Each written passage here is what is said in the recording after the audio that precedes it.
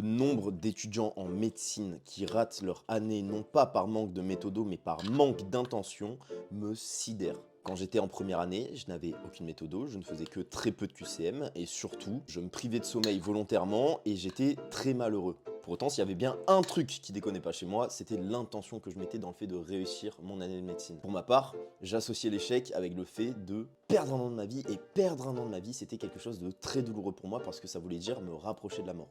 Alors certes, c'est un peu extrême, mais c'était un peu mon personnage en première année. Et même sans méthode de travail solide, même sans faire énormément de QCM, ça m'a quand même permis de réussir. Et aujourd'hui, je me sens très bien, je le vis très bien, et je suis surtout exactement devenu la personne que je voulais devenir. Alors certes, tu peux me prendre pour un fou, tu peux dire que c'est ridicule d'associer l'échec en médecine à la mort. En attendant, être aussi extrême, même si ce n'est pas nécessaire, ça m'a permis à moi, sans méthode et sans faire de QCM, de réussir cette première année. Et parce que tu n'as ni besoin d'être aussi extrême, parce que tu as probablement des capacités aussi bonnes que les miennes et probablement même très probablement une meilleure méthode que moi, et que tu n'as pas besoin de réviser 13, 14, 15 heures par jour comme je le faisais pour compenser mon manque de méthodo, eh bien tu as simplement et probablement besoin d'augmenter un petit peu ton intention de travail, peut-être de prendre un peu plus à cœur cette année.